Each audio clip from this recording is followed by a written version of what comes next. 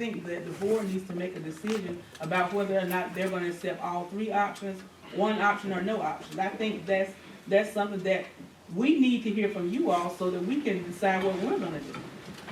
Just like she said, just like Ms. Joyner said, Ms. Parker told you, 18 to 24 months for anything decided. So it's really not going to affect anybody until it's decided, 18 to 24 months down the road. I just want all of our options to be on the table. I know, I got one more question too. I know that the people in there, apartments and things, FEMA is, they saying that they gonna extend them, they ain't gonna put them out on the street. But what about these people living with family members? They ready to get out too, you know?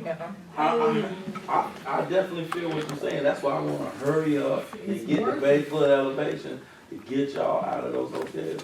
And the same thing you know about trailers. I'm with family But members, look, I'm still ready to get back home. I have one more thing. I don't know how true it is, but someone was telling me that somebody in the county, because the county already had accepted the buyout.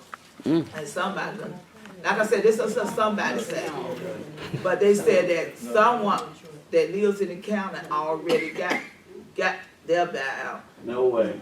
There's no way that I'm happens. just saying that. Like I said, it's hearsay, but you may want to check it out. Somebody will back you work on I that. can guarantee you it's not that fast. And then people with flood insurance and homeowners insurance, well, FEMA already called different ones and said you qualify for trailer until you get back home. But somebody like me, they ain't called me and told, and told me I'm qualified for nothing.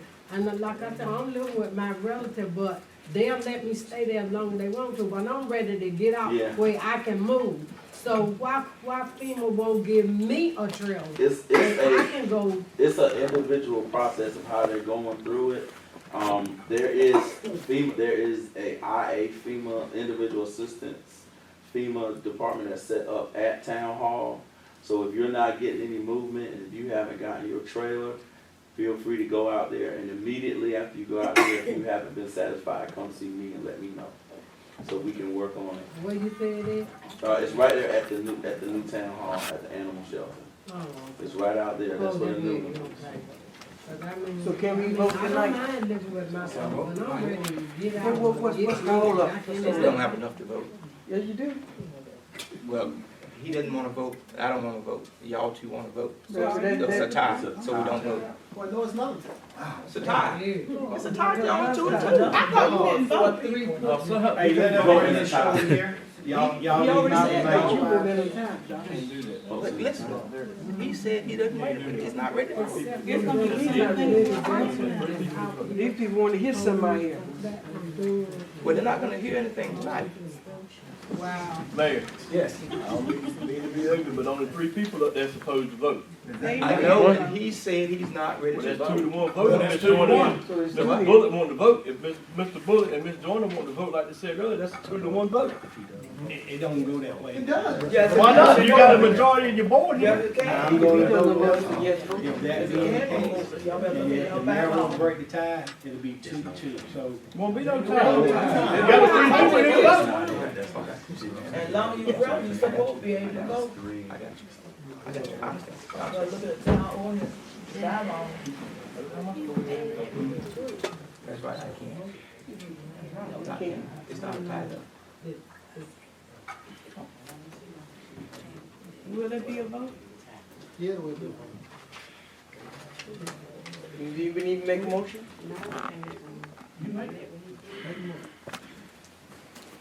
I make a motion that we vote. It's been properly moved and second that we vote on the mitigation process. Other questions? All in favor, use the vote sign aye. Aye. Opposed, nay. Nay. Okay. For options, All 3 of them. okay. Been probably moved and second that we vote on all 3 options for the mitigation process. Other questions? All in favor, use the voting sign aye. Aye. Opposed, nay. Yeah. Ayes have it. Georgia. Excuse me, who made the motion? I made the motion. And who's second? Georgia. Okay, let's move on to the town manager's report. And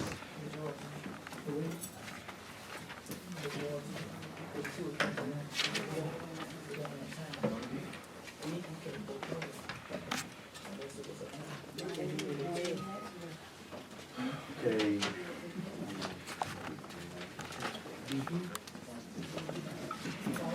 All right, item number 2, town manager's report, the remediation of the town hall, town museum and senior center. We put out a construction bid for the senior citizen building, the town museum and town hall.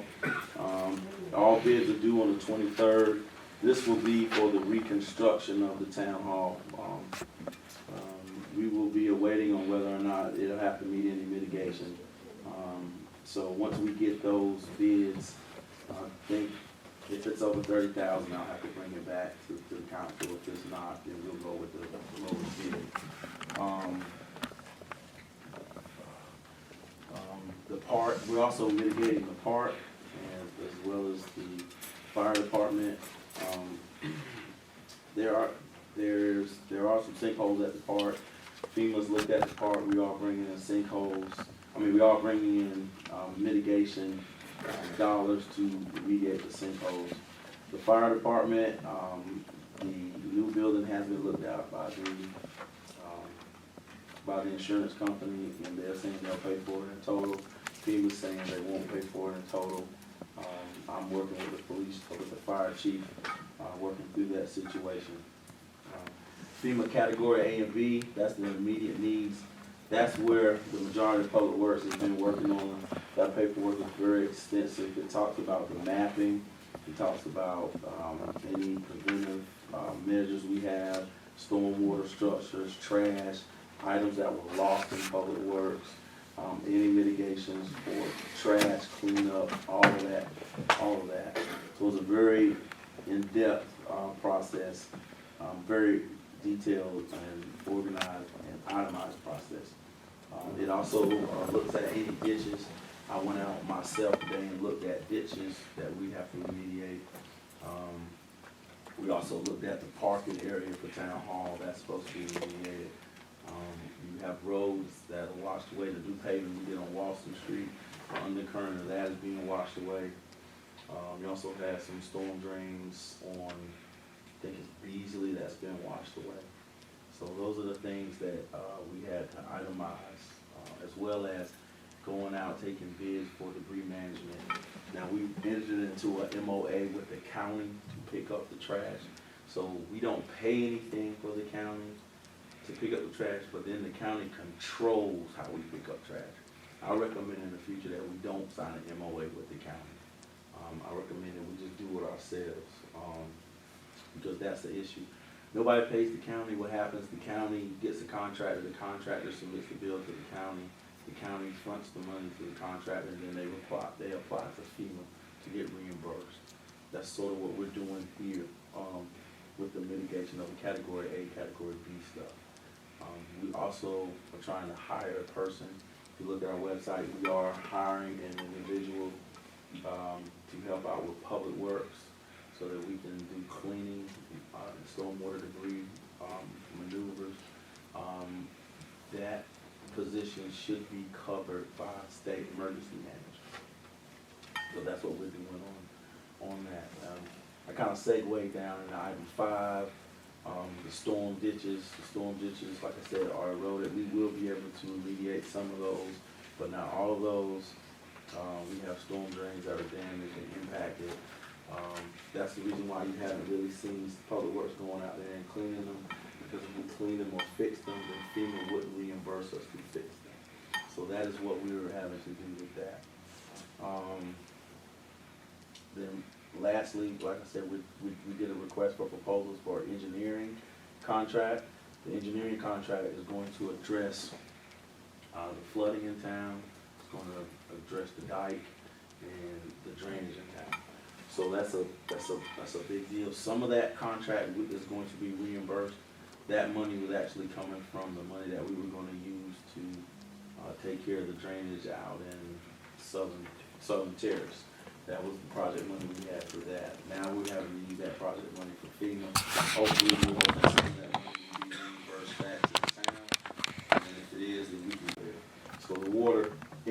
the town's, system, but it couldn't get into Southern Terrace because Southern Terrace stormwater system was bad. So the fact that it was bad, it kept it from flowing. So we have to look at that.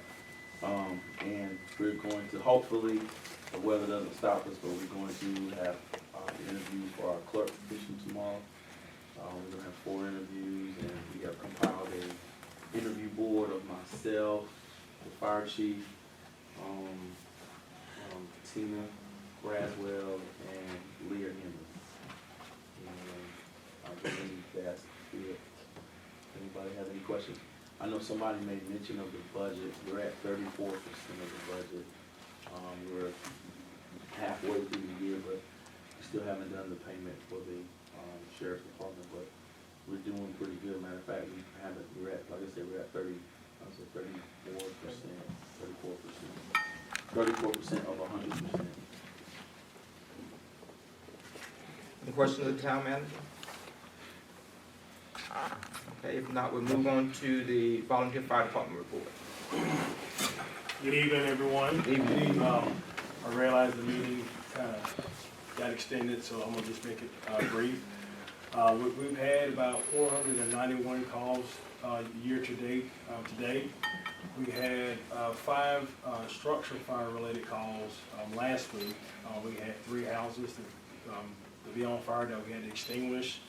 The SBI is investigating some of those homes as a result of not having any utilities hooked into the property and the properties being vacated and flooded. So they're working that aspect as far as any criminal investigation that could incite. But one of those things that brought a concern to me, I've been in fire service 17 years, and we got the call about 10 minutes till 7 on Monday. That house was burnt to the entire ground in a roll. So there's no way that fire could have burned, in minutes down. It was set on fire sometime that night, and it burned all night. It caused damage to the adjacent structures. It melted the siding on both of the residents. And this address is 204 Walter Street. And so the residents that are located beside those properties got a significant amount of heat damage. And the trees above the property that's in front were actually scorched as well. And so there's nobody, you can't tell us, that fire should have been reported that night, Sunday night.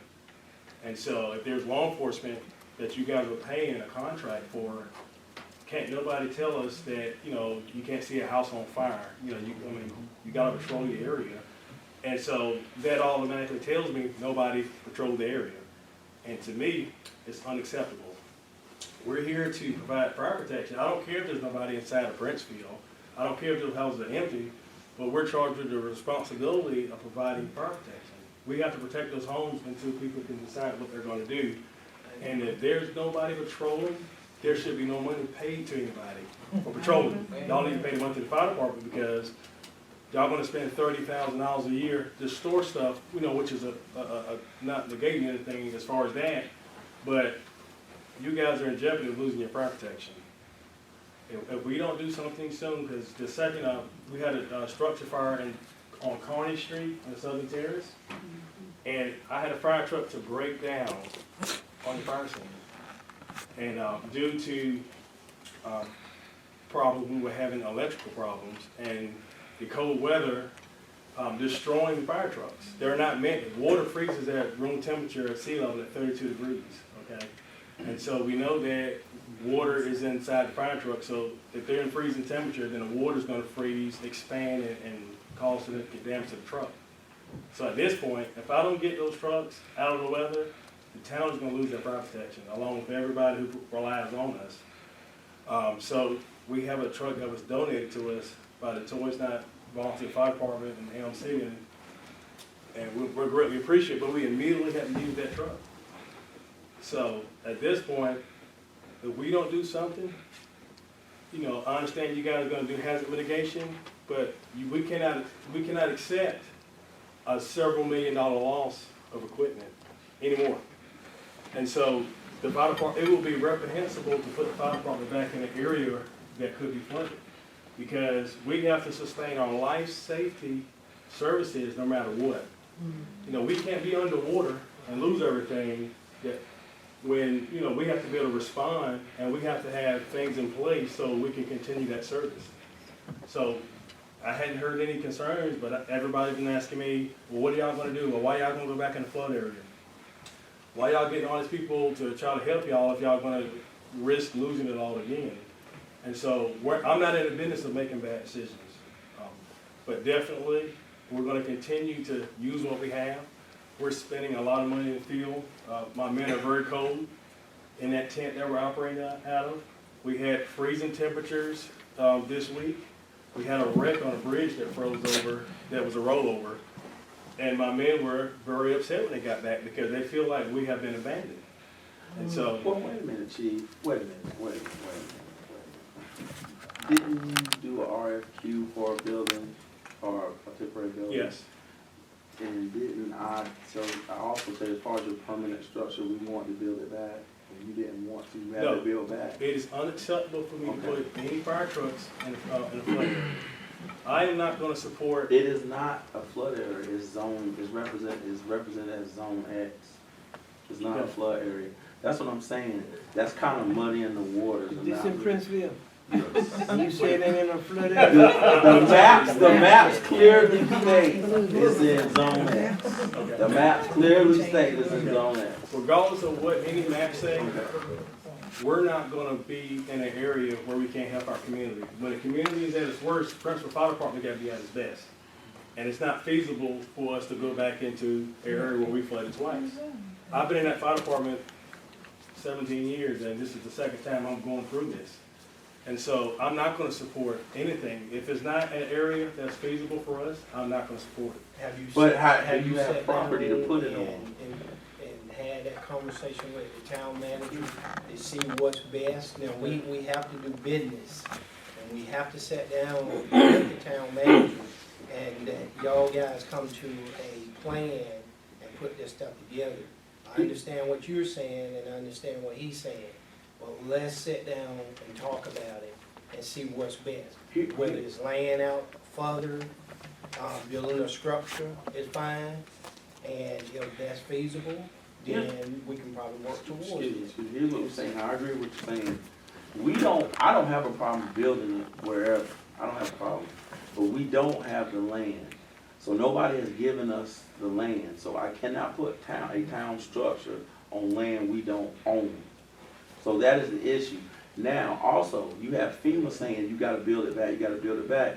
The longer you don't do anything, we're gonna say you neglected the building and we're not gonna give you any funds. So we're in a catch-22. He doesn't wanna build there, but if I don't build there, we won't get any funds for the building. So we cannot wait, for him to find land. I'm saying but I put off the fire department as the last building. So we started mitigation of all the other buildings. We cleaned out the building. I think we cleaned out the firehouse last. We're trying to give him all the process he can find to purchase the land or to give us the land. Once you give us the land in an area that you choose, then we'll put a building there. So this is the same But conversation. that needs to be done like right Chief. now, if that's the case. Okay. Right. Well, Chief, yes, sir. I got an answer to your problem. Okay. I got 6 acres, 6 lots over there on Otis Avenue. Y'all my witness. You need to go look at that land. You got some land, if you need some land to put our firehouse or fire department over there on Otis Avenue. Even though it might be in residential, it ain't like you're going to fires every hour, but it's enough to put a firehouse and on that land. Okay. That's my family's land, and they ain't doing nothing with it. They told me, do what you want to with it. And that's what I just decided I want to do with it. Okay. We definitely appreciate the offer. We're gonna continue to progress to keep up the best information together. But at this point, a permanent builder is not gonna help me right now. They're not gonna help my trucks that may succumb to the weather. Right now, I'm looking at the intermediate situation, which is a temporary station. So I can't take my focus and look for the future right now. I gotta look for what's gonna help the fire department right now. A temporary station has already been applied for, I believe, by you, because FEMA wrote the RFQ for it. So as far as I know, you wrote a RFQ with FEMA. So even though you're talking about a temporary building, I was thinking you were moving forward with it. They didn't come to us for the temporary building, you have it. So we're waiting for, I'm assuming, you to finish the RFQ, or is the RFQ finished? It's completed. Well, then that's what I'm saying. Okay, and at this point, I'm waiting on that process to happen, okay? And That's so how that, it is. until then, I have to maintain what I do have. And so what I'm saying is, what I would recommend would be to let the fire department decide how they're gonna proceed as far as building, because we know that I have to expand services as far as water rescue capability. I got 6 trucks, 6 trucks now. We had 5. And so we're growing, okay, in equipment. And we know we're gonna grow more with the water rescue capability, so there's no need to build for right now when we know that we're expanding our services. So it wouldn't be responsible for me to take funding and build for right now, knowing that we're anticipating on having water rescue capability. Well, we've already, I think I talked to you about it, and we've already talked to the thing about it. I'm pretty sure we can reconstruct what we have. Like I said, take your living facility, move that out the way, tear down that garage that's beside it, and the insurance company probably will give you 6 bays. And then put that back because you're eliminating a floating bay. What I'm saying right So now, that's what I'm saying. we're You get concentrating your on, 6 bays. we're concentrating on the immediate concern, you know, the temporary station. But what I'm saying to the town, I just feel like y'all need to let me handle as far as the structure when it comes to the development of it or any plan. Hey, let me say this again. That's my problem. I can't build it because I don't know all the fire codes you have. However, if you don't give me the fire codes or you delay the process, then the town is going to look bad. That's why I am saying, unless you get on the good foot and accept what Commissioner Bullock is saying, you get some land that you can put a building on, I'm at the mercy of the insurance company and FEMA. I cannot give you what you want unless you give me land. It's just that simple. Well, I understand that, Okay. but FEMA won't talk to us about the land, even though that we spend all the operating costs, fuel, utilities, all the capital improvements we make to the building. We've got about $100,000 in equipment. It's our breathing equipment, cascade system, a generator. And, you know, it's just like we gave that to the town. You know, we spend all the money in operating costs, but we have no say-so. And so what I'm saying is, it's feasible for the fire department to go out and own their building. There's no need. If you guys don't own the fire trucks, and y'all don't pay workers' comp on us, y'all don't have any vested interest in the fire department, it really doesn't make sense for you guys to buy a building. Well, here's the deal. We own the building. That's what I inherited coming here. So I agree, and I think we were in the process of giving it to you before the flood came. I don't have a problem with that, but the way the Category B stuff has worked, it's been filled out and submitted, the way your paperwork has been filled out and submitted for the temporary building, it is what it is. So FEMA is not going to give you any new land. They're going to build back what you had. Now, they might make accommodations for the new truck. I have asked Martell, I haven't gotten any feedback to see what she's going to say about the new truck, but we might can modify the way it's built. But until you provide me with some land that the town can own, I cannot put it back anywhere else except where it is. Okay, but just so we're clear, the fire department's intention is we're gonna go out and buy some land that we're gonna own. And we're gonna, if we have to raise the money to get the building built through funding, through capital acquisition grants, we're gonna do that. But y'all didn't wanna rent a building that you had to make repairs on that you didn't own. Y'all voted against that last month. We're in the same situation. We're in a building that we gotta pay all the upkeep and spend all the money to operate, but we don't own it. We have no say-so in it. My thing is, But that was something that was set before the board and before us, so we had no other knowledge of that, and the way they had made that that ruling or that type of proposition with you guys. If y'all own the building, then y'all maintain the upkeep. If we Now, can't- we're not familiar with that. They set that in stone with you guys, we had nothing in writing, so we pretty much kept it the way it was already structured or presented to us when we came, on board. And we can't change it right now during this process where we, where we're applying for insurance monies and, category B FEMA money. So we can't change it, but but if we build you a new building, I'll be glad to bring the option back for the board to just give the building to, I think in the land too, we own the land too. Chief, can you recall what they were, can you recall what the previous board mentioned to you guys about that building? Actually, what y'all were responsible for? Do y'all have any kind of contract or any type of written documentation? There has not been a contract that I've been able to research on that. Obviously, a decision was made in the past that may not have been a feasible decision. At this point, we're looking to move forward, and it doesn't make sense for me to take the county money that I get for the county taxpayers and spend it in the town of Princeville. It's just not fair to them. I have to get their rate down. The town of Princeville gets a class 6. That same person out in the county that's 1,000 foot from a hydrant, they're a class 9E. So they're paying almost $1,000 more for their homeowners insurance than the people in Princeville. And so I get criticism for why do we keep getting this unfair business contract with the town? Why don't you let the town decide what they want to do with their fire service, and you take our money and improve our fire service so you can save us money? And so I'm at the mercy of the people who are paying our fire taxes. Only a small percentage of our budget comes from the town, but a large portion of our calls come from the town. And so the biggest thing that I'm looking at, I have to have continuity in our ability to honor our contract with the people who are actually paying the fire taxes. If you guys decide that you don't want to use our fire department, or you guys can't afford, if trash service is more important to you than a fire service, then that's a decision that you guys will have to make. But I got people who are holding my feet to the fire to get their rate down because they want flood insurance, but they can't afford it. So if I can save them almost $1,000 a year on their homeowners premiums, they can have flood insurance.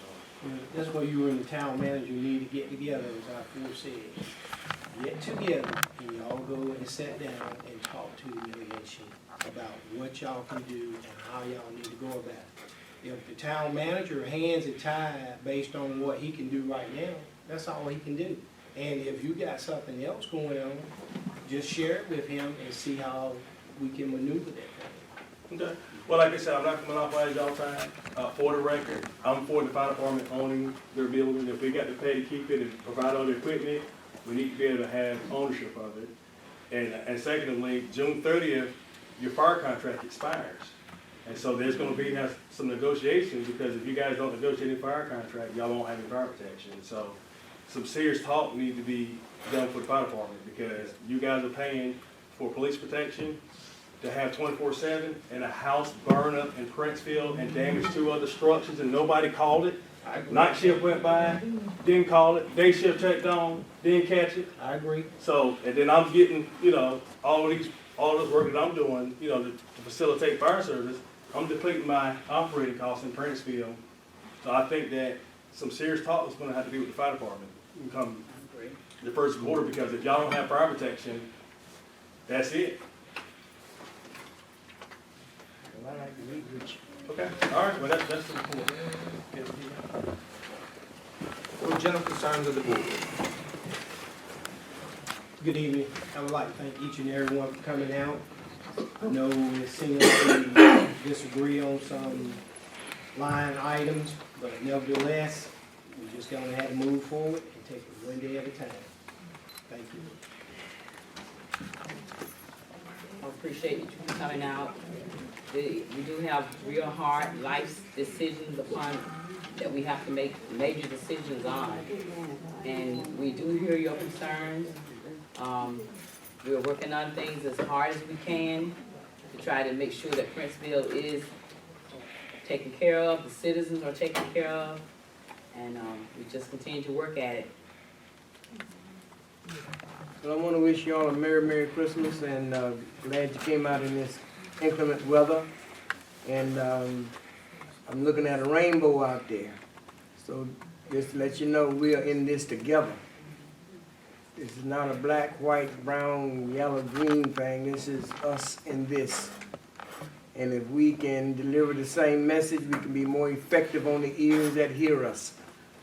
And that's what we need to do from the heart. We need to stick together and do this thing, because Princeville just ain't the oldest African-American township in America. I'm looking at multiracial here. And we can make a difference if we come together. We'll be more effective that way too.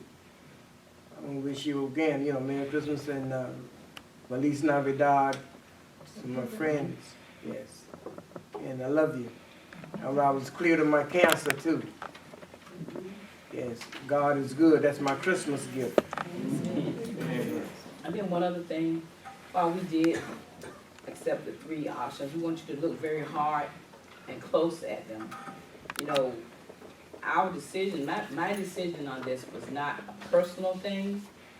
While I have to make sure that my life in Princeville is protected, but we want you to look at those decisions very closely and weigh every option of it to not just make it your personal thing, but look at it as a town of Princeville, surviving. Look at it from every aspect. I guess most of you already kind of have your mind made up as to what you want to do. Take another look at it, because it's not an easy decision to make, not even for your own personal life. But you have to look at it from every aspect to make sure that you, at the end of the day, that you can go to sleep and feel confident that you've done exactly what you feel like would be good for yourself and for the town of Princeville, for every citizen in Princeville. It is a hard decision. We're all in the same place. It's not easy for any of us. We're all in the same place, but we have to look at it objectively. We have to look at it from the standpoint that this is the town that we've lived in for as long as you have, what it had to offer you, and what you have to offer it. So make sure that you look at it very objectively. Because while it is a historical town, it is something to be proud of, and you want to look at it in every aspect. We would love for each of you to remain here. We really would. I don't plan to go anywhere, so I didn't make my decision based on my intent. I made my decision based on giving you an option. I didn't ask you which option to choose. I didn't tell you which option to choose. But you have the option to choose. So look at it from that perspective, that you were given an option. And then look at it from what's good for me, what's good for the town of Princeville, what's good for my neighbor. Where can we go from here? And I know it sounded tonight like everybody was against everybody. The fire department is very important to us. It is very important to us. And Chief, we do appreciate all that you do and all that you say. But there are things that we have to look at from a broader perspective. We can't be selfish on a selfish endeavor in this. Every aspect of Princeville is important. And the board cannot make Princeville a thriving town alone. We didn't sit around and make decisions because we had it all. I did some long, hard praying about this. I spent many sleepless nights. I've dreamt about it. So this is what is in my heart. If we're gonna make Princeville great again, we can do it, but it's not gonna be an easy task. But we can make it happen. We do need the protection of the fire department. Really, we do. It's quite obvious. I understood what you said, Chief, when you said this for the time that this fire happened and the time that it was reported. Someone dropped the ball. And we have to be very understanding of that. nobody can point the fingers. Because honestly, we are all in this together. We are our brother's keepers, really, we are. So let's all go home and think hard about this, pray hard about it, make the best decision for a community, for the community that we live in. Make the best decision for that. And guys, if we pull together, we can do this. We don't know when the next flood comes. One may never come again. We don't know if we can relocate somewhere, the flood could come there, because that we have no control over. If we go out to California, the earthquakes could come. If we go to Arizona, the fires could come. But we don't know where danger lies. It's not in our hand. And I want to fail that myth that people say God did it. God didn't do it. What God did do was protect every citizen of Princeville, that no one was destroyed. His grace and his mercy did that.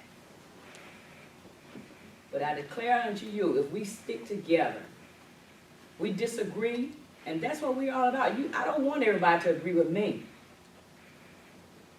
But the board, we have difference of opinions, but then we sit down and we talk about it, and we hope that when we come out with one thing, that's victory. So ain't nobody mad with nobody.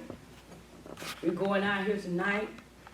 We've made a decision, and if we can pull together, it could be the best decision for Princeville.